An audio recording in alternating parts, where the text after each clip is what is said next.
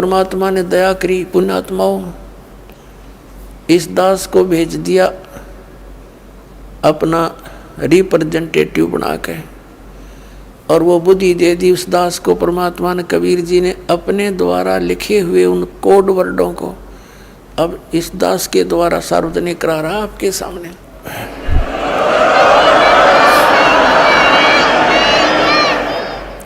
तो पुण्यात्माओं ये कबीर पंथी नहीं समझ सके, और ये राधा स्वामी धन धन सदगुरु जय गुरुदेव वाले ये शिवदयाल जी से ही निकले हुए, ये सच्चा सौदा सिरसार जगमाल वाली, ये उसी काल के चलाए हुए पंथों में से एक है।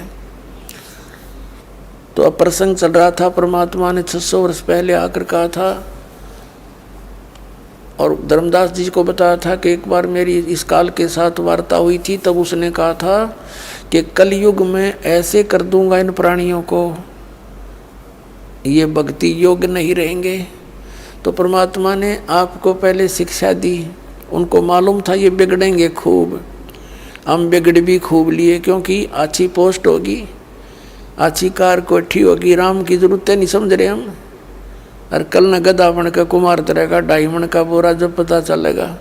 तो वो ज्ञान नहीं हमारे को, वो ज्ञान इस ज्ञान से ही होगा, इस तत्व ज्ञान से होगा। तो पुण्यात्माओं अब हमने वो मोक्ष प्राप्त करना है, जहाँ जाने के बाद फिर लौट कर हम कभी संसार में नहीं आते। तो वो कौन है? वो परम अक्षर ब्रह्म है, वो सतपुरुष अमर पुरुष है। गीता जी अध्याय नंबर 7 के श्लोक नंबर 29 में,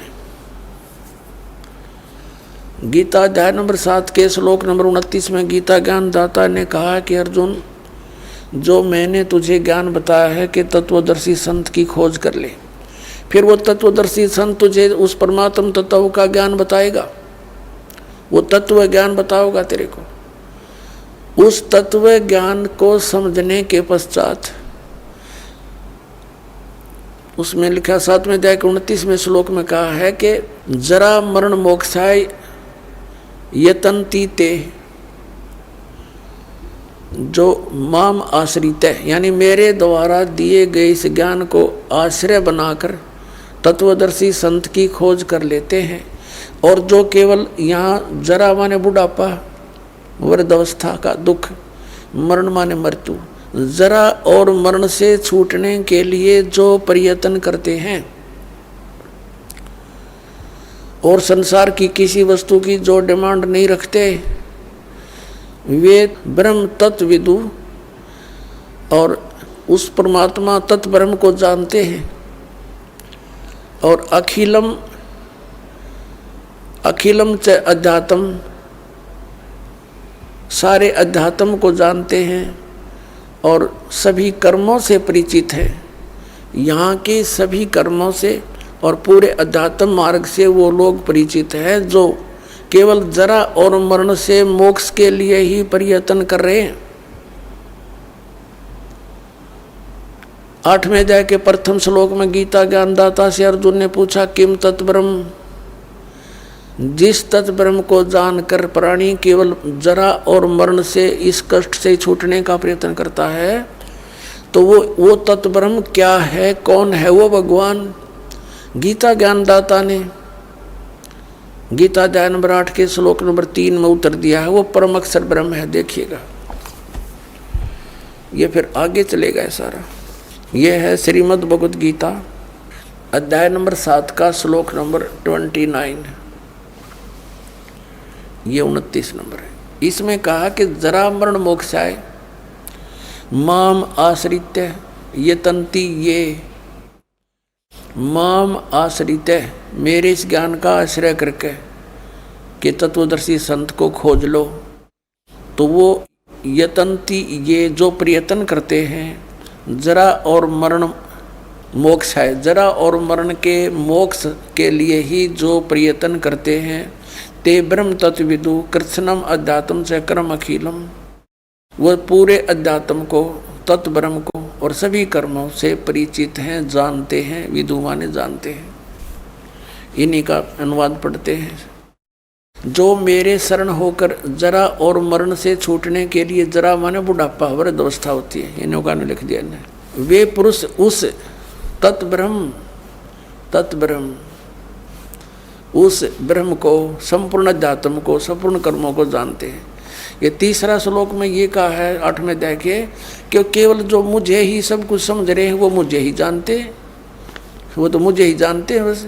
फिर यहाँ बताया 8वें अध्याय का प्रथम मंत्र में अर्जुन ने पूछा गीता जी में, किम तत्ब्रह्म, किम अध्यात्म, किम कर्म पुरुषोत्तम, अधिभूतम से किम प्रोक्तम, अधिदेवम किम उच्यते। इसका वह ब्रह्म क्या है,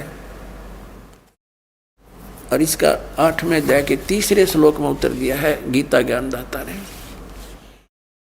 8वें अध्याय के तीसरे श्लोक में वो परम अक्षर ब्रह्म है।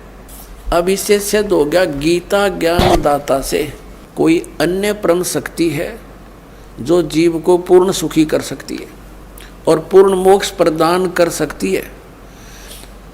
अब यहाँ गीता अध्याय नंबर 8 के श्लोक नंबर 5 और 7 में गीता ज्ञानदाता ने कहा है कि मेरी भक्ति कर, मुझे ही प्राप्त होगा।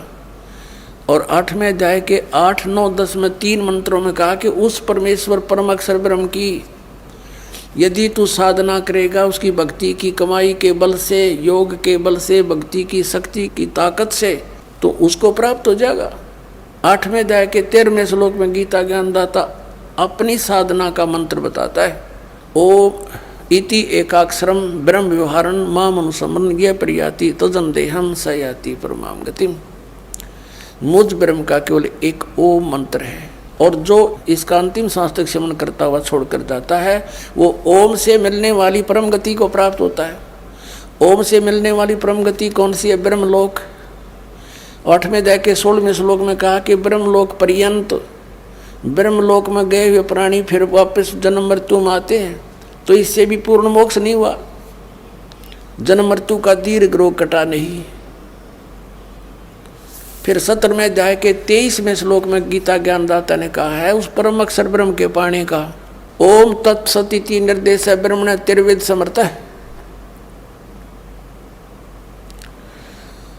ब्रह्मण माने सच्चिदानंद घन ब्रह्म। देखिएगा 17वें अध्याय का 23वां श्लोक दिखाते हैं, अध्याय नंबर 17 और श्रीमद् भगवद गीता ये 23वां श्लोक है। ओम तत्सत इति निर्देश है ब्रह्मण तिर्वेद समर्थ है ब्राह्मणा तेन वेदा च यगा च विहिता पुरा। इसका समझ क्या है? ओम से ओम तत् तत् सत सत, ओम तत्सत ऐसे ये 3 प्रकार का ब्रह्मण माने सच्चिदानंद घन ब्रह्म का नाम कहा है। ब्रह्मण माने सच्चिदानंद घन ब्रह्म कर रहे हैं, यानी परम अक्षर ब्रह्म समझो इसको, परम अक्षर ब्रह्म का नाम है यो। अब हम फिर आते हैं वापस 8वें अध्याय के, अध्याय नंबर 8 के ही वापस आ जाते हैं हम। ये देखिएगा 13वें श्लोक पे, ये देख 8वां अध्याय गीता जी का, और ये 13वां श्लोक यहाँ पर है 13वां। अब हम संस्कृत भी पढ़न जोगे हो गए, ऐसी बात नहीं, देवनागरी लिपि है या। ओम इति एकाक्षरम ब्रह्म व्यवहारण माम अनुसमरण ये प्रयाति तजन देहम सयाति परमाम गतिम। अब ये गीता ज्ञानदाता कहता है कि माम ब्रह्म, मुझ ब्रह्म का, ओम इति, ओम यह एकाक्षरम, एक अक्षर है, नथिंग एल्स, व्यवहारण अनुसमरण यानी उच्चारण करके सिमरण करता हुआ, यह प्रयाति तजन देहम जो शरीर छोड़कर जाता है, इसका सांस समरण करता हुआ, यह याति परमाम गतिम, वह परम गति को प्राप्त होता है। यहाँ से शुरू होता है ओम ओम। जो पुरुष ओम इस एक अक्षर ब्रह्म को उच्चारण करता हुआ और उसके अर्थ स्वरूप मुझ निर्गुण ब्रह्म का चिंतन करता हुआ शरीर को त्याग कर जाता है, वह पुरुष परम गति को प्राप्त होता है। ओम से होने वाली परम गति वो कौन सी है? ब्रह्मलोक। ब्रह्मलोक में गए हुए प्राणी फिर पुनरावृत्ति में आते हैं। देखिएगा 8वें अध्याय का यही फिर 16वां श्लोक। हे अर्जुन, ब्रह्मलोक पर्यंत सब लोग पुनरावृत्ति में हैं। ये स्टार लगा के इन्होंने यहाँ विश्लेषण भी किया है। अर्थात जिनको प्राप्त होकर पीछे संसार में आना पड़े, वहाँ जाकर भी फिर वापस संसार में आना पड़े, ऐसे पुनरावृत्ति बोलते हैं इसको। पुनरावृत्ति, इसका विश्लेषण किया, पुनरावृत्ति का अर्थ डिफाइन किया इन्होंने। तो इससे सिद्ध हो गया कि ब्रह्मलोक में गए हुए प्राणी भी वापस आते हैं, ओम नाम का जाप करने वाले। आगे गए ना बावड़े, रहते भी सब जाही, बिन साहेब की बंदगी कहीं छोड़ ठिकाना नहीं। अब 8वें अध्याय का 5 और 7 और 8, 9, 10 मंत्र कंसेप्ट क्लियर कर देगा। देखिएगा 8वें अध्याय का अब हम ये 5वां श्लोक पढ़ेंगे। इसमें गीता ज्ञान दाता कहता है, जो साधक अंत काल में मुझे ही स्मरण करता हुआ शरीर का त्याग कर जाता है, वह मेरे साक्षात स्वरूप को प्राप्त होता नहीं, वह मद भावम याति, मेरे वाले भाव को प्राप्त होता है, मेरे पर आसक्त हो जाता है। और इसमें कुछ संशय नहीं है। 6 में ये बताया है कि जो अंत समय में जिस भी भाव में भावित रहता है, अंत समय में उसी को प्राप्त करता है मृत्यु को प्रांत।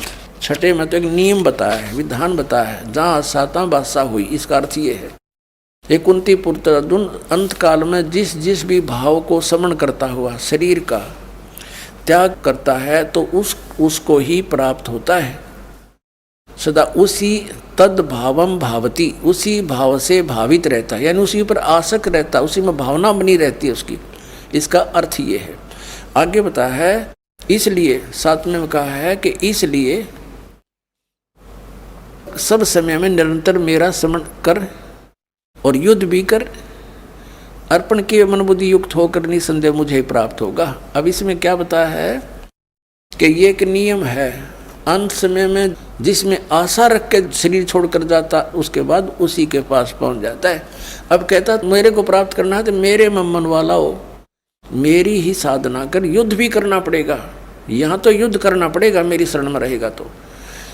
और युद्ध करने वाले को फिर शांति सौंपने में नहीं, इससे सिद्ध है कि ओम नाम के जाप करने वाले को शांति नाम की चीज नहीं। इसलिए 18वें अध्याय के 62वें श्लोक में कहा कि अर्जुन, तू सर्वभाव से उस परमेश्वर की शरण में जा, उस परमेश्वर की कृपा से ही तू परम शांति को और शाश्वत स्थान यानी उसे सनातन परम धाम को प्राप्त होगा। इससे सिद्ध हो गया कि गीता ज्ञान दाता कहता है मेरी शरण में रहना तो युद्ध करना पड़ेगा तुझे, अब तू सोच ले। तो जहाँ युद्ध करना वो शांति नाम की चीज़ नहीं है। और ये ओम से शांति खोजे नो के ओम शांति, बोली शांति सपने में भी ना हो। अब गीता जी अध्याय नंबर 8 के आपने 5, 6, 7 पढ़ लिए। अब 8, 9, 10 में उस परम अक्षर ब्रह्म की महिमा बताई है। देखिएगा श्रीमद् भगवद गीता अध्याय नंबर 8 का ये श्रीमद् भगवद गीता, ये 7वां तक पढ़ लिया हमने, ये 8वां पढ़ेंगे। यहाँ इसका अनुवाद है। हे पार्थ, ये नियम नहीं है, ये अपने आप नियम तो उसमें लिखना चाहिए था।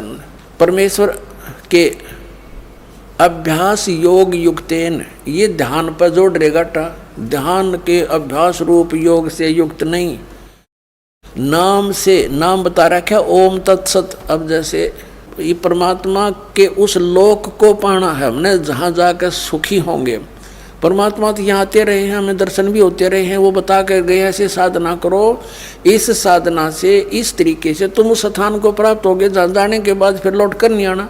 तो उसके लिए मजदूरी है या साधना हमारी। जैसे हैंडपम्प लगाना है, हैंडपम्प किस लिए लगाना है? क्योंकि हमने जल, हमारा ईष्ट है, हमने जल चाहिए और जल पृथ्वी में, उसके लिए हैंडपम्प लगाने के लिए जो भी हमने इंस्ट्रूमेंट यूज किए हैं, बुक की, पाइप और जितने भी ये सारा कुछ प्रोसेस जो है उसके पाने का, यह हमारी साधना है या पूजा नहीं है।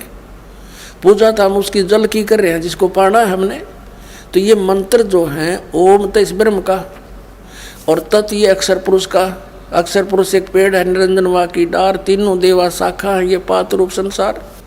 और तत् उस अक्षर पुरुष का, और सत ये सार नाम है, आदि नाम है, ये परम अक्षर ब्रह्म की पूजा है, उसके पाने का मंत्र है। यानी इन सब को मिला करके हमने नो सोच ले हैंडपंप लगेगा, सारे प्रोसेस है।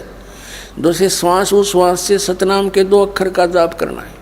ये तो समझ लो वो की मार रहे हम और पाइप नीचे कर रहे हैं, पाइप पहुंच गई जल तक। फिर उसके बाद काम शुरू होता है सार नाम का, यानी मशीन समझो, सार नाम सार शब्द है, और उससे जो वस्तु मिलेगी वो हमारा इष्ट है, जल। अब आइएगा, तो ये गलत बताते हैं, ध्यान दुनिया ने तड़ंगा डांडते मतलब था। देखिएगा 8वें अध्याय का, अब हम 8वां श्लोक पढ़ रहे हैं 8वें अध्याय का, ये 8वें का यहाँ अनुवाद है।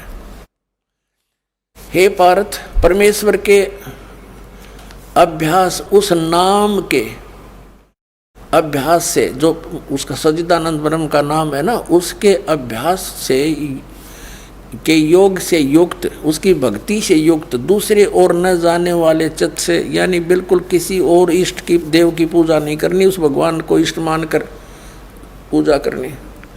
निरंतर चिंतन करता हुआ परम दिव्य पुरुष, परम प्रकाश रूप दिव्य पुरुष को, यानी परमेश्वर को ही प्राप्त होता है। गीता ज्ञान दाता से अन्य को प्राप्त होता है।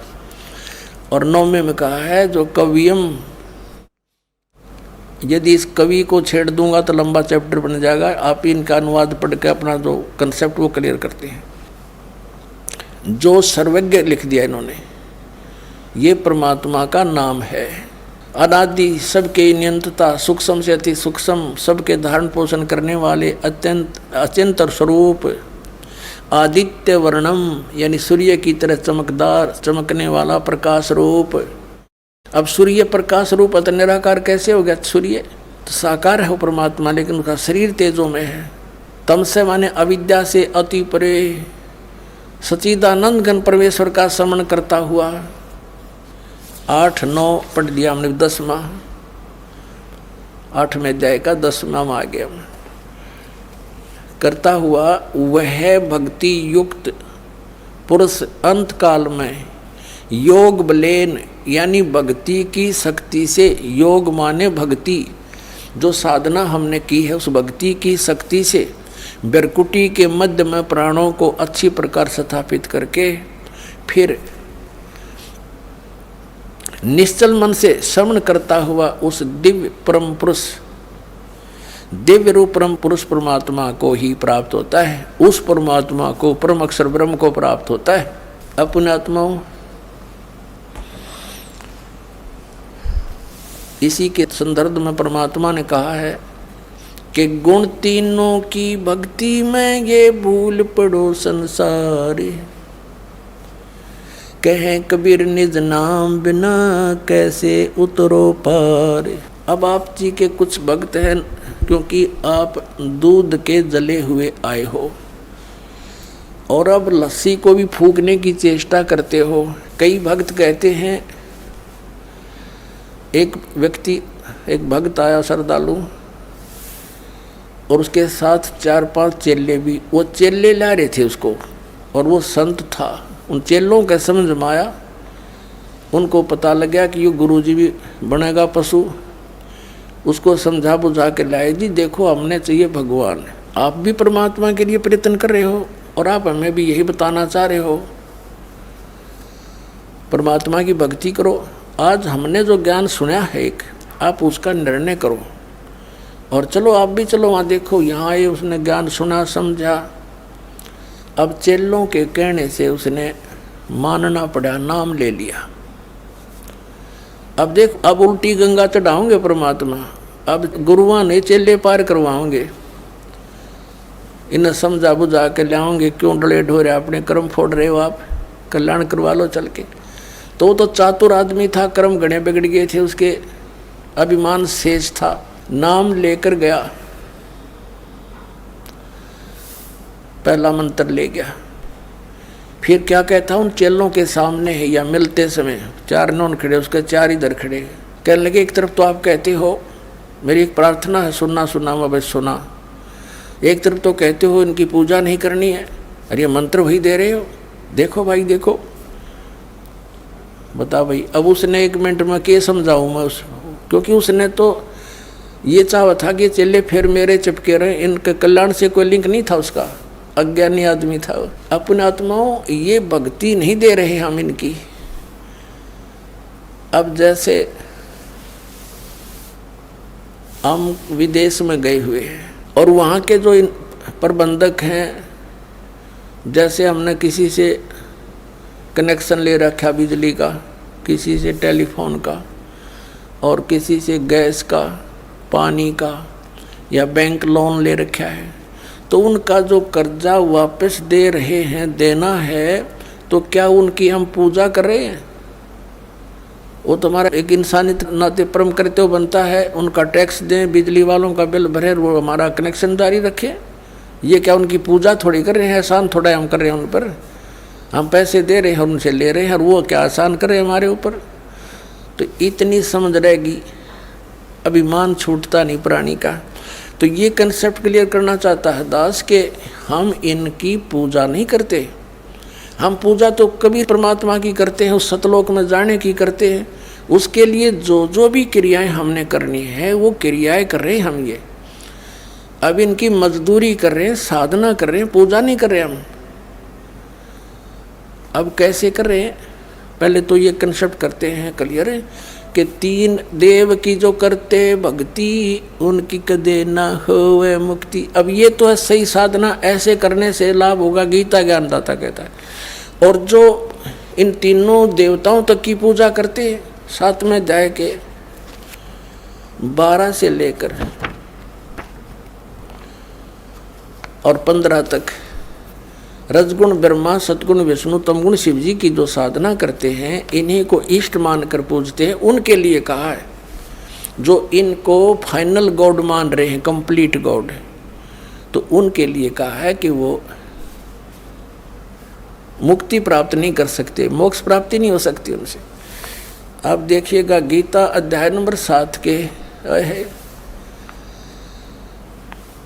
इस 7वें अध्याय में निर्णायक ज्ञान दे रखा है। और ये कहा गीता ज्ञानदाता ने कि अर्जुन अब ऐसा ज्ञान बता दूंगा जिसके जानने के बाद फिर कुछ भी शेष जानना नहीं रहेगा। और बिल्कुल सही बता रखा है, देखिएगा ये तो 7वां अध्याय है, इसका दूसरा मंत्र देखिएगा। मैं तेरे लिए इस विज्ञान सहित तत्व ज्ञान को पूर्णतः कहूँगा जिसको जानकर संसार में फिर कुछ भी जानने योग्य शेष नहीं रह जाता। हो गया खत्म। अब हम इसको थोड़ा सा शॉर्ट में पढ़ेंगे। 7वें अध्याय का हम 12 से शुरू करते हैं। 7वां अध्याय का हम 12 से शुरू करेंगे। ये 12वां श्लोक।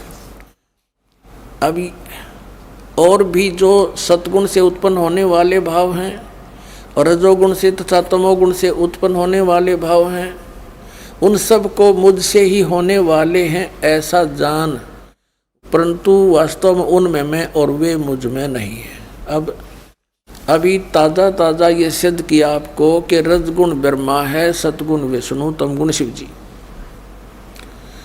तो इन तीनों गुणों से क्या होता है? रजगुण ब्रह्मा के दबाव से, इसके प्रभाव से, रजोगुण के प्रभाव से हम संतानों उत्पत्ति करते हैं।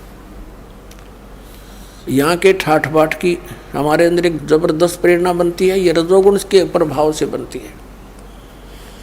और फिर सतीथि सतोगुण प्रभाव से एक दूसरे में ममता मोह फंस जानी, जबरदस्त जकड़े जाते हैं।